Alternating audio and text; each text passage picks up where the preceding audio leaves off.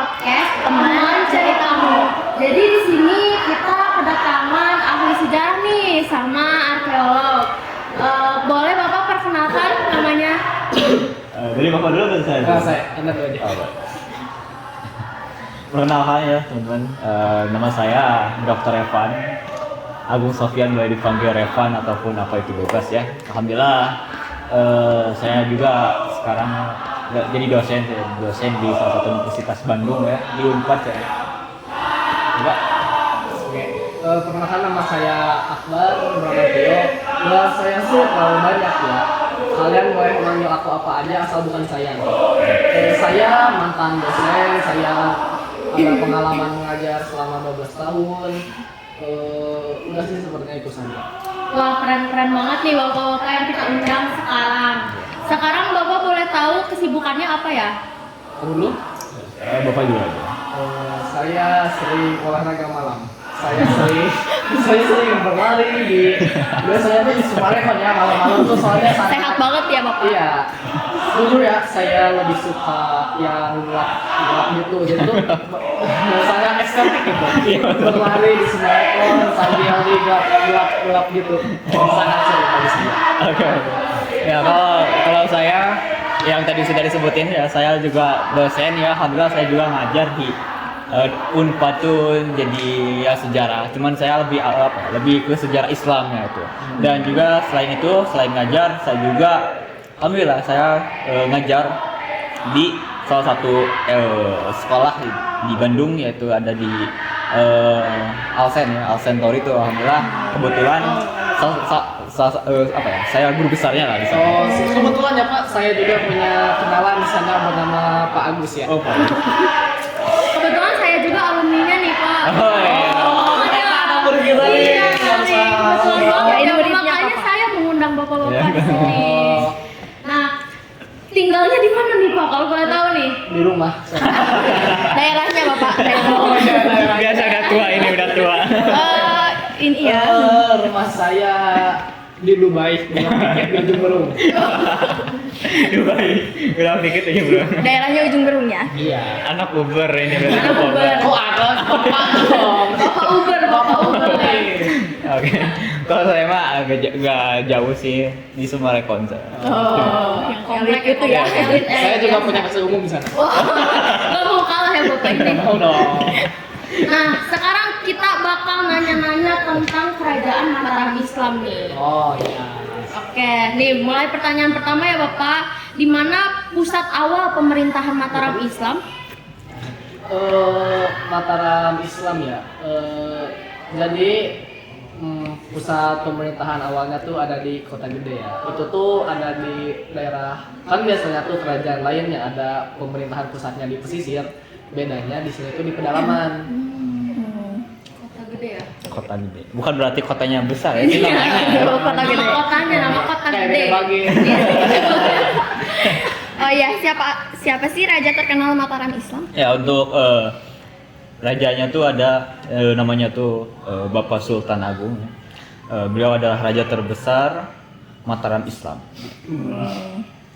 Pertanyaan selanjutnya nih Bapak, apa sistem ekonomi utama Mataram Islam? Oke, dari pusat pemerintahannya sudah jelas ya di daerah pedalaman. Yang berarti yang dimana kalau kota yang di kalau kerajaan yang pemerintahan pusatnya ada di pesisir biasanya kan nelayan, perdagangan ikan lah. Kalau ini mah pertanian. Oh, jadi sistem ekonominya tuh pertanian ya? Iya, betul, pertanian. sangat bagus. Ya, alam lah ya. Iya, alamak. Alam. Ini tuan. Jadi ke pertanyaan selanjutnya ya Bapak. Ya. Bagaimana struktur sosial masyarakat Mataram Islam? Jadi untuk strukturnya tuh terdiri dari ada raja ya, tentunya ada raja kan gak mungkin. Iya, mungkin kalau misalnya. Ini siapa? Ada raja, ada bangsawan dan tentunya ada rakyat biasa. Terus kita mau tahu nih apa sih bagaimana sih?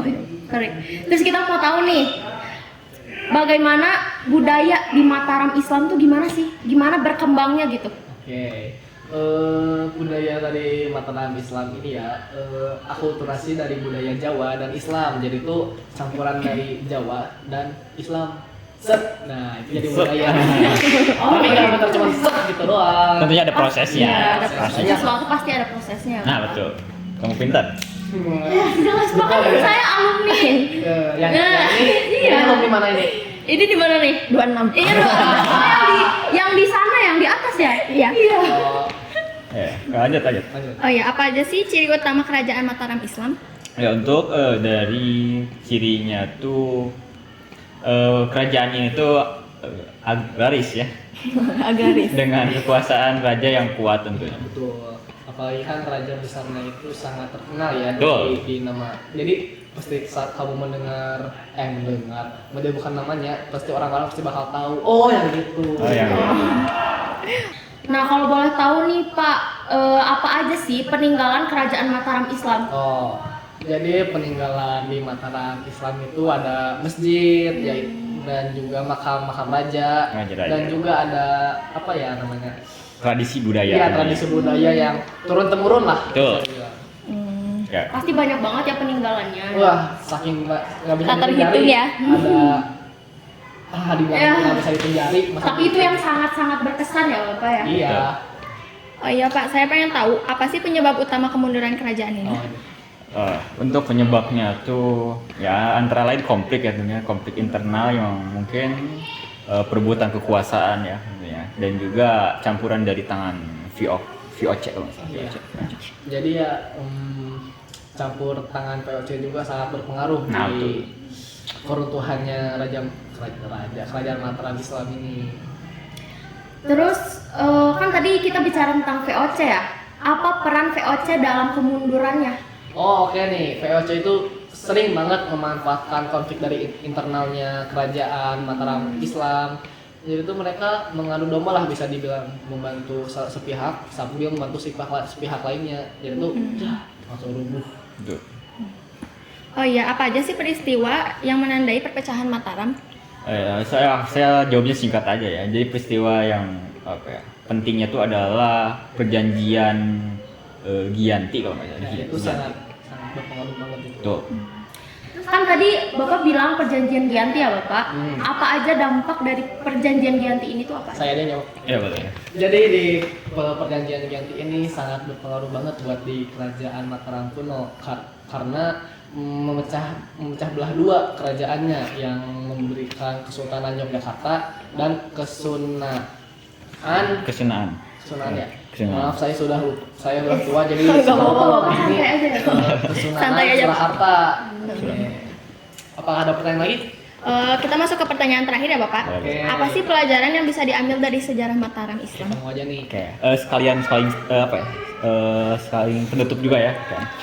Jadi yang kita dapatkan ketika kita belajar gitu ya, pentingnya gitu ya kan. Yang tentunya pentingnya persatuan, kepemimpinan yang kuat serta kewaspadaan terhadap pengaruh orang asing gitu agar tidak mudah terpecahkan. Karena kita banyak sih sebetulnya kalau kita mempelajari lebih dalam lagi ya mengenai kerajaan Mataram ini, mengenai awal bangkitnya seperti apa, awal mula munculnya seperti apa, dan mungkin ketika dan salah satu hal yang mungkin saya senang gitu kan ketika saya mempelajari kerajaan ini tuh ketika sistemnya tuh udah teratur gitu, walaupun mungkin yang tadi disebutin ada beberapa hal yang mungkin entah jadi dari internal yang buat runtuh gitu, tapi dari segi pembelajaran buat kepemimpinan itu bagus kok.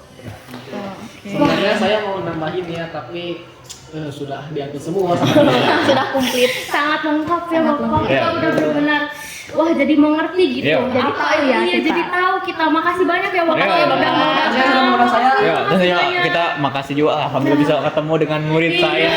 Apalagi ini generasi muda. Nah, itu harus menjadi generasi yang top. Bapak tuh tiap hari mikir kelanjutan Indonesia tuh gimana? Ternyata masih ada yang bagus kayak gini ya. Karena Saya bener ya saya juga sama suka mikir kayak aduh gimana gitu ya kalau ada generasi kita yang mikirnya tuh ya AI lagi kan bagaimana kritisnya gitu Iya kan. betul, apalagi yang bikin video tapi suka malah nggak ngafalin materi malah Nah, gitu. Itu saya sangat kecewa dari itu. Kecewa. Iya sih bapak. Tapi ya mau Nggak, gimana gimana? lagi Iya, ya, betul. cuma suka perkembangan zaman ya, modernisasi. Teknologi itu, ya. Iya, teknologi ya. Teknologi. Gila nih kita kedatangan orang-orang yang sangat berpendidikan banget ya, Oh, sangat alhamdulillah. Hebat ya guys. Ini bener, wah tersanjung banget sih kita bisa mengundang gitu bapak-bapak sejarah dan arkeolog. Makasih banyak ya. Iya, iya. Makasih banyak Bapak. ya. Oke guys, sampai sini aja podcast teman ceritamu. Sampai jumpa, dadah. Thank you.